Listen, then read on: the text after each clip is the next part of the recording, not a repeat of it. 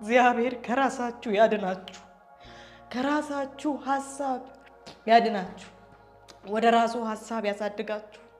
የእናንተ አይደላችሁም ሕያውና ቅዱስ መስዋዕት አድርገን ምን ሰዋለት ጌታ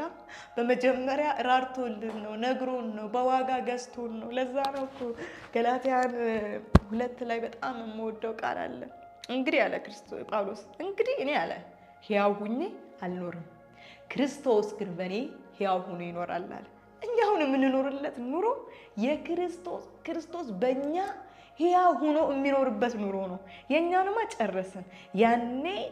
በህይወትና በሞት መካከል ሳለን ደሞዛችንን ሊከፍለን ከነበረው መንጋጋ ስንወጣ